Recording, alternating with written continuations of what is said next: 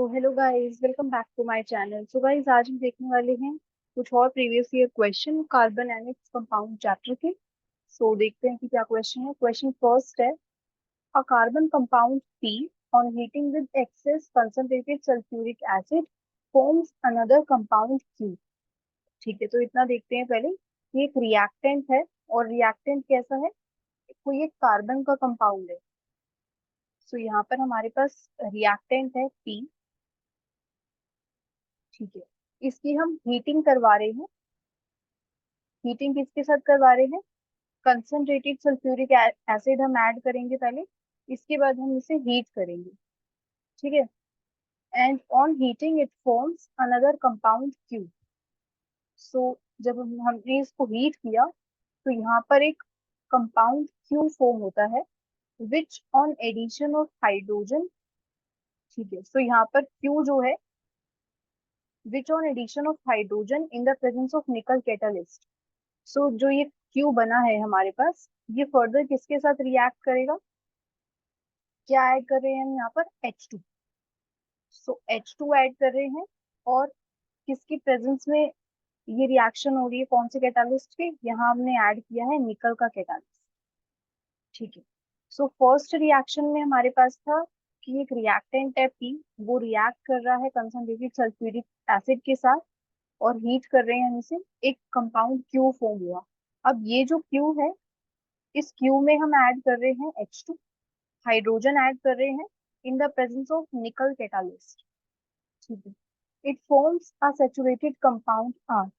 सो यहाँ से हमें एक सैचुरेटेड कंपाउंड R मिलने वाला है। ठीक है, अब कंपाउंड कैसा है हमारे पास? ये सैचुरेटेड है, तो सैचुरेटेड है, so it means it must be an alkene. ठीक है, सो R जो है ये अल्केन है।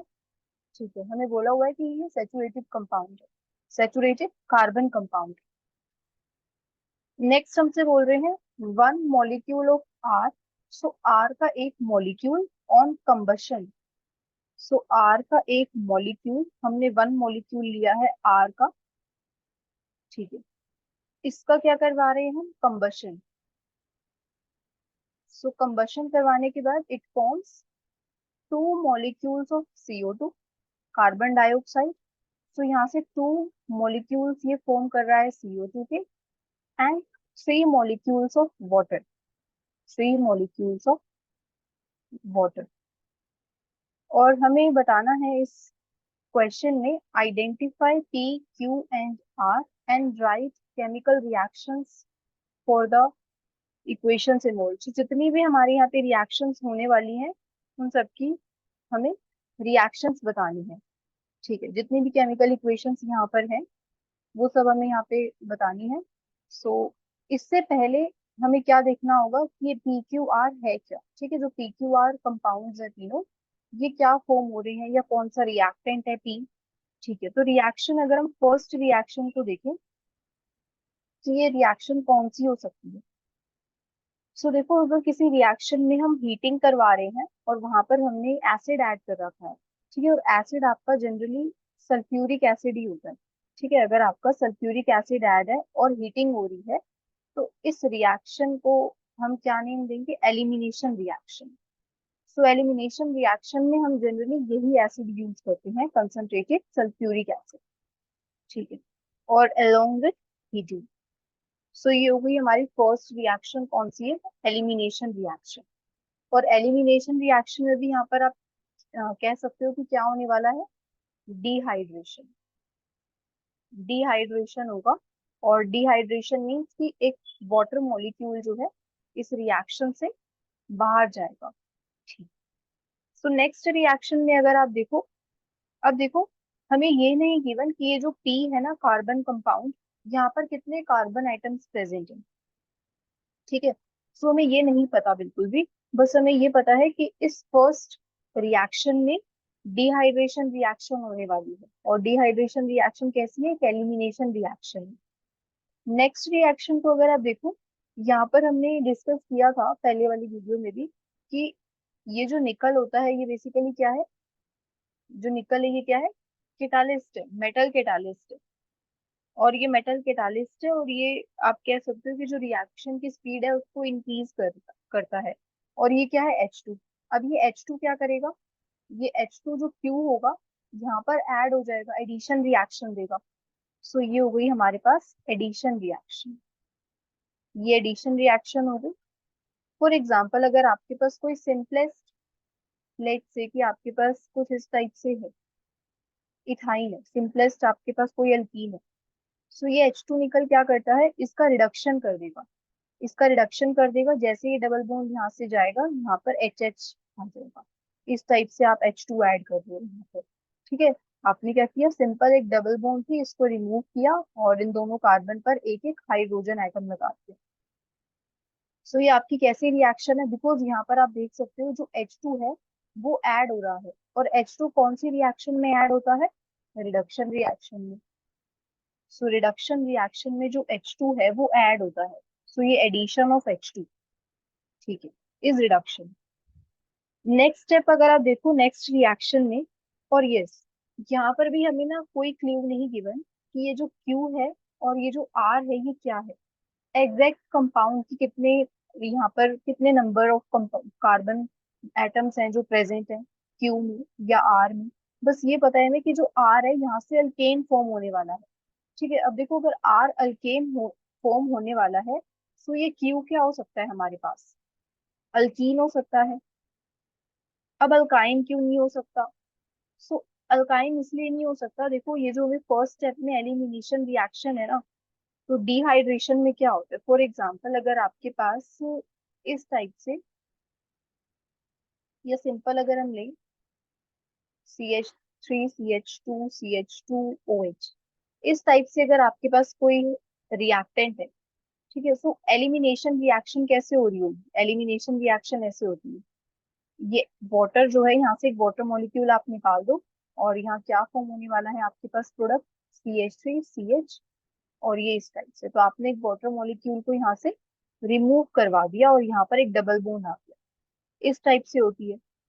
सो ये आपकी एलिमिनेशन रिएक्शन हो गई और यहाँ से क्या निकला, वाटर, या फिर आप इसे क्या कह सकते हो कि डिहाइड्रेशन रिएक्शन है। ठीक है, सो यहाँ से हमारे पास क्या फॉर्म हो रहा है, ये अल्कीन है ना। तो देखो ये आपके पास जो क्यू है ये क्या हो सकता है, अल्कीन हो सकता है। So it may be alkyne. Next देखो पी का अभी भी हमें नहीं पता, यस पी आपका अल्कोहल हो सकता है। ठीक है, जो पी है ये आपका अल्कोहल हो सकता है।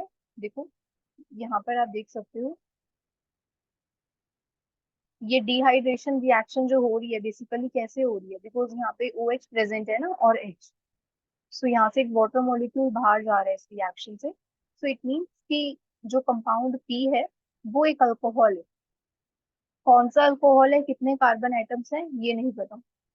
सो अब हमें क्या देखना है बेसिकली, कि हमारे पास कितने कार्बन एटम्स है। ये हमने देख लिया कि जो पी है वो एक अल्कोहल है, ये अल्कीन है क्यू, और आर जो है अल्केन है, ये हमें गिवन था। सो अब देखो ये रिएक्शन, इस रिएक्शन से हमें क्या मिल सकता है, सो इस रिएक्शन से हम देख सकते हैं कि हमारे पास कितने कार्बन एटम्स प्रेजेंट हैं। देखो जो अल्केन था, ठीक है, और यहाँ हमें बोला था, देखो ये आपको मेंशन किया था इन्होंने यहाँ पर, कि यहाँ पर हम 1 मॉलिक्यूल ले रहे हैं आर का। सो आपको 1 मॉलिक्यूल आर का गिवन है। अब देखो यहाँ पर आर का 1 मॉलिक्यूल है, अब यहाँ से तो कोई कार्बन नहीं आ रही ना, ये तो O2 है, यहाँ से तो कोई कार्बन एटम जो है आप कह सकते हो कि ऐड नहीं होने वाली प्रोडक्ट में जाके। सो यहाँ पर जस्ट O2 प्रेजेंट है, और इस आर में कितने कार्बन एटम्स प्रेजेंट है, यही तो हमें देखना है ना, कि इस आर में हमें पता लग जाए कि कितने कार्बन एटम्स प्रेजेंट है, हम इस रिएक्शन से रिवर्स जा सकते हैं फिर। सो यहाँ जरा देखो, इस प्रोडक्ट में फॉर्म हो रहे हैं 2 मॉलिक्यूल CO2 के और 3 मॉलिक्यूल्स वाटर के। अब देखो यहाँ से जो 2 मॉलिक्यूल्स CO2 के फॉर्म हो रहे हैं, यहाँ पर कितने कार्बन एटम्स प्रेजेंट है, ओवरऑल 2। सो इट मीन्स जो ये आर था ये अल्केन, यहाँ पर भी 2 ही कार्बन एटम्स प्रेजेंट है, बिकॉज इस प्रोडक्ट में भी हमें क्या मिल रही है, 2 कार्बन एटम्स ना। सो आर में कितने का कार्बन एटम्स प्रेजेंट है, 2, क्योंकि यहाँ पर तो कोई कार्बन नहीं आ रहा, यहाँ से कोई कार्बन एटम नहीं आ रहा ना, यहाँ जस्ट ऑक्सीजन प्रेजेंट है।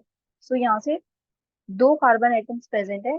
अब आर हमें पता है कि आर हमने क्या देख लिया, कि जो आर था वो एक अल्केन है, और कौन सा अल्कीन है ये? कौन सा अल्कीन हो सकता है? 2 कार्बन एटम्स वाला।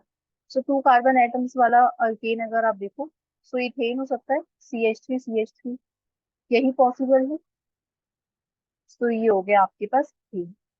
सो आर हमारे पास आ गया। हमने आर को आइडेंटिफाई कर लिया कि जो आर है वो क्या है, इथेन। अब जरा रिवर्स जाते हैं। अब देखो सेकेंड रिएक्शन में जहां हमने लिखा था, यहाँ देखते हैं।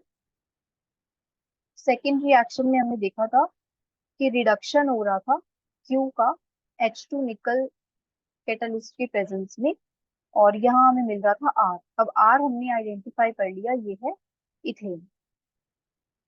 ठीक है। अब क्यू देखना है। अब ये क्यू क्या हो सकता है? सो हमने ये देख लिया था कि जो क्यू है वो एक अल्कीन है। ठीक है, और अल्कीन का रिडक्शन होके हमें अल्केन मिल रहा है यहाँ से। सो अगर क्यू अल्कीन है तो ये कौन सी अल्कीन हो सकती है? सो जो क्यू है ये आपकी अल्कीन कैसे हो सकती है? आप CH2 CH2, सो ये इथीन हो सकती है। 2 कार्बन आइटम से प्रेजेंट होंगे यहाँ पर भी। सो जो क्यू है ये आपका है इथीन। तो क्यू को अगर हम देखें, दोबारा से देख लेते हैं इस रिएक्शन को। ये इथीन है,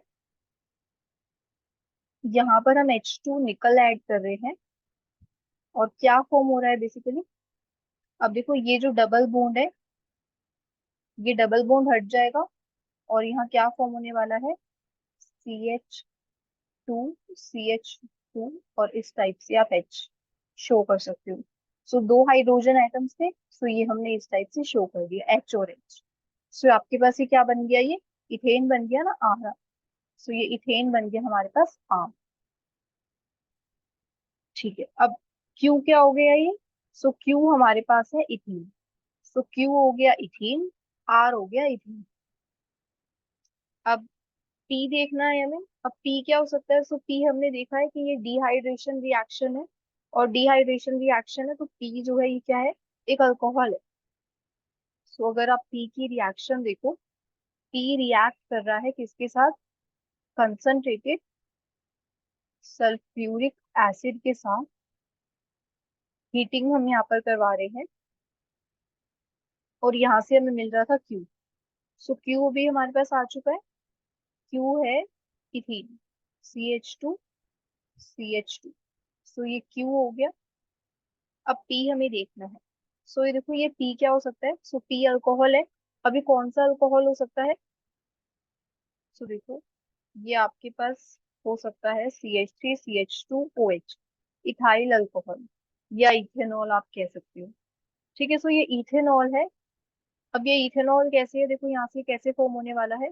अगर आप इसको थोड़ा सा ओपन करके देखो इस स्ट्रक्चर को, CH2CH2OH, और एक हमने हाइड्रोजन इस टाइप से लगा लिया। सो देखो यहाँ से जो ये वाटर है बाहर निकल जाएगा। सो यहाँ से हमें वाटर भी मिल जाएगा इस रिएक्शन से। सो क्यू आपके पास इथीन था, और आपको यहाँ से एक वाटर मॉलिक्यूल भी मिला। सो ये वाटर आपका इस टाइप से रिएक्शन से बाहर चला जाएगा। ये रिएक्शन कैसी हो रही है? Elimination reaction. सो आप देखोगे इस एलिमिनेशन रिएक्शन में कौन सा ग्रुप बाहर निकल रहा है? वाटर। एक वाटर का मॉलिक्यूल यहाँ से निकल गया। सो पी आपके पास हो गया इथेनॉल, या फिर आप कह सकते हो इथाइल अल्कोहल।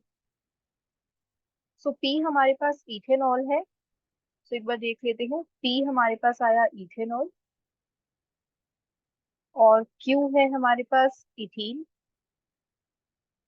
और जो आर है अल्केन जो आया था वो क्या आया था? इथेन। सो यहाँ बेसिकली हमने इथेनॉल से मीन्स अल्कोहल से हमने क्या प्रिपेयर किया? इथेन। और आप एक चीज देख सकते हो कि जो कार्बन एटम है वो सेम ही रहे। ठीक है, कार्बन एटम ना तो इंक्रीज हो रहे हैं ना डिक्रीज हो रहे हैं। सो कार्बन एटम तीनों ही केसेस में कितने हैं? 2। सो ये थी आपकी रिएक्शंस। ठीक है, ये तीनों रिएक्शंस हैं, और पी क्यू आर आपके ये हैं। तो हमें यही करना था, आइडेंटिफाई पी क्यू आर, और केमिकल इक्वेशंस बतानी थी। अब चलते हैं अपने नेक्स्ट क्वेश्चन पर, क्वेश्चन 2 पर। तो एक बार देखो क्वेश्चन 2 में क्या है। Mineral acids are stronger acid than carboxylic acid because. तो ये आपको बताना है कि जो मिनरल एसिड्स होते हैं, अब देखो मिनरल एसिड्स हमारे कैसे होते हैं? मिनरल एसिड्स आपने देखा होगा ये होते हैं हमारे इनऑर्गेनिक एसिड। इनऑर्गेनिक एसिड्स, जब आप ऑक्सीडेशन रिडक्शन कर रहे थे ना, तो आपने देखा होगा जरूर कि जो एक HNO3 होता है, नाइट्रिक एसिड, आपने पढ़ा होगा कि ऑक्सीडाइजिंग एजेंट होता है। सो ये हमारे पास एक इनऑर्गेनिक एसिड है, नाइट्रिक एसिड। यहाँ पर कोई कार्बन नहीं प्रेजेंट। इसी टाइप से HCl, हाइड्रोक्लोरिक एसिड हो गया। और हमारे ऑर्गेनिक एसिड्स कैसे होते हैं? ऑर्गेनिक एसिड्स अगर आपने देखे हो, सो ऑर्गेनिक एसिड जितने हमारे पास हो गए, जैसे कार्बोक्सिलिक एसिड्स को अगर हम देखें, सो कार्बोक्सिलिक एसिड्स भी इसी में ही आते हैं, ऑर्गेनिक एसिड्स में। फॉर एग्जाम्पल अगर हम मीथेनोइक एसिड देखें, ये कहाँ प्रेजेंट होता है? Art string. आपने देखा होगा ये आर्ट स्ट्रिंग में प्रेजेंट रहता है। ठीक है, मीथेनोइक एसिड या फॉर्मिक एसिड, इसका कॉमन नेम है फॉर्मिक एसिड। ठीक है। अब ये क्या है हमारे पास? Carboxylic acid. सो ये हो गया हमारे पास कार्बोक्सिलिक एसिड। और ये हो गए हमारे पास मिनरल एसिड्स के एग्जाम्पल्स। अब हमसे बोला है कि जो मिनरल एसिड्स होते हैं वो ज्यादा स्ट्रोंगर होते हैं। अब एसिड की स्ट्रेंथ किस पे डिपेंड करती है? आपने स्ट्रेंथ ऑफ एसिड्स एक टॉपिक देखा होगा, स्ट्रेंथ ऑफ एसिड्स। जब आप एसिड बेस एंड सॉल्ट वाला चैप्टर पढ़ते हो तो वहां पर आता है कि स्ट्रेंथ ऑफ एसिड्स। सो आपने वहां पर स्ट्रेंथ ऑफ एसिड्स में क्या देखा होगा कि अगर आपके पास कोई दो एसिड्स है, ठीक है, फॉर एग्जांपल अगर आपके पास कोई है एसिटिक एसिड, CH3COH, अगर आपके पास एक एसिटिक एसिड है और आपके पास है एक HCl, तो कौन सा ज्यादा स्ट्रॉन्ग होगा? सो HCl एसिड ज्यादा स्ट्रॉन्ग है। तो ये स्ट्रेंथ जो है एसिड की कि कौन स्ट्रॉन्ग है और कौन वीक एसिड है, ये किस पे डिपेंड करती है? ठीक है। सो ये डिपेंड करती है नंबर ऑफ H+ आयन पे, number of H positive ions. तो नंबर ये नंबर जितना ज्यादा होगा H पॉजिटिव आयंस का, तो जो एसिड है वो उतना ही स्ट्रॉन्ग होगा। ठीक है। सो अगर जो नंबर है, if number of H+ ions are more, it means कि जो एसिड है वो कैसा है? ज्यादा एसिडिक है, मोर एसिडिक। ठीक है। तो यहाँ आप देख सकते हो कि अब हमें गिवन है मिनरल एसिड। अगर हम कंपेयर करें HCl को और इस कार्बोक्सिलिक एसिड, ऑर्गेनिक एसिड्स को, तो हमने सिंपल एक कार्ब आप कह सकते हो हमने सिंपल एक ऑर्गेनिक एसिड दिया, या सिंपल अगर हम एक कार्बोक्सिलिक एसिड देखें, या इवन इन दोनों को भी हम कंपेयर कर ले, ये भी क्या है? कार्बोक्सिलिक एसिड ही तो है, एसिटिक एसिड। यहाँ पर भी आपके पास देखो COH ग्रुप प्रेजेंट है ना, सो ये भी एक कार्बोक्सिलिक एसिड है और ये हो गया एक मिनरल एसिड। सो अब कैसे पता चलेगा कि कौन जो है ज्यादा नंबर ऑफ H+ आयन दे रहा है? और ये कहाँ पर? In water. जो जितने ज्यादा number of H+ ion release करेगा इन वाटर, जैसे HCl को हम लेते हैं, HCl इन वाटर। ठीक है। सो यहाँ से जो H+ आयंस, जो H+ आयंस रिलीज होंगे, H+ आयन या फिर आप कह सकते हो हाइड्रोनियम आयंस, H+ आयंस और हाइड्रोनियम आयंस जितने ज्यादा रिलीज होंगे H+ आयंस, जो एसिड है वो उतना ही स्ट्रॉन्ग हो जाएगा। सो ये डिपेंड करता है बेसिकली किस पे? Degree of dissociation. ये डिपेंड करता है डिग्री ऑफ डिसोसिएशन पे। जैसे HCl है, जैसे ये वाटर में गया, HCl देखो, जैसे ही यहाँ से वाटर में जाएगा, सो यह क्या रिएक्शन होने वाली है? हाइड्रोनियम आयन बनेगा और क्लोराइड आयन। अब ये जो HCl है ना, इसका जो डिग्री ऑफ डिसोसिएशन है, ये काफी जल्दी आप कह सकते हो किस में कन्वर्ट हो जाएगा? हाइड्रोनियम आयंस में और क्लोराइड आयंस में। काफी जल्दी जल्दी ये जो HCl है, इसका आप कह सकते हो कि जो डिसोसिएशन हो रहा है, जो डिग्री ऑफ डिसोसिएशन है HCl का, वो काफी ज्यादा होता है। तो ये HCl किस में ब्रेक हो रहा है वाटर में जाके? हाइड्रोनियम आयंस में, क्लोराइड आयंस में। सो डिग्री ऑफ डिसोसिएशन जितना ज्यादा हो, डिग्री ऑफ डिसोसिएशन जितना ज्यादा होगा, तो जो एसिड है वो उतना ही ज्यादा स्ट्रॉन्ग होगा। अब एसिटिक एसिड को देखो, CH3COH, इसका जो डिग्री ऑफ डिसोसिएशन है वो काफी लेस होता है। अब ये इतना कम क्यों होता है? बिकॉज इसका जो डिग्री ऑफ डिसोसिएशन होता है कार्बोक्सिलिक एसिड्स का, वो काफी कम होता है। ये बहुत देर से आप कह सकते हो कि डिसोशिएट होगा। या आप ऐसे कह सकते हो कि अगर आपके पास एक बीकर है और इसमें आपने ले रखे हैं 100, या फिर चलो 100 ही ले लेते हैं, अगर आपने 100 मॉलिक्यूल्स ले रखे हैं एसिटिक एसिड की, अगर आपने 100 मॉलिक्यूल्स एसिटिक एसिड के ले रखे हैं और आपने इसमें वाटर ऐड कर रखा है, 100 मॉलिक्यूल्स है एसिटिक एसिड के, बाकी वाटर है। सो ये जो 100 मॉलिक्यूल्स है ना एसिटिक एसिड के, सो यहाँ से आप देखोगे सिर्फ 20 या फिर 30 मॉलिक्यूल्स ही ऐसे होंगे एसिटिक एसिड के जो डिसोशिएट हो पाएंगे, और रेस्ट आप कह सकते हो कि ये ऐसे ही रहेंगे। ठीक है, रेस्ट आपके ऐसे ही रहेंगे, और 20 से 30 आपके पास एसिटिक एसिड के मॉलिक्यूल्स ऐसे होंगे जो डिसोशिएट हो पाएंगे। ऐसे अगर हम सेम अगर HCl का केस देखें, हमने एक बीकर ले रखा है और उसमें हमने 100 मॉलिक्यूल्स ले रखे हैं HCl के। अब HCl क्या है हमारे पास? मिनरल एसिड है या इनऑर्गेनिक एसिड आप कह सकते हो। तो यहाँ पर हमारे पास अगर 100 मॉलिक्यूल्स है HCl के और यहाँ पर हमने वाटर ले रखा है, तो यहाँ पर ऑलमोस्ट जो HCl का आप कह सकते हो कि डिसोसिएशन हो रहा है वो कंप्लीट होगा। सो यहाँ पे आपके पास कंप्लीट डिसोसिएशन हो जाएगा। जितने मॉलिक्यूल्स है HCl के, वो सारे किस में कन्वर्ट हो रहे हैं? हाइड्रोनियम आयन में और क्लोराइड आयन में।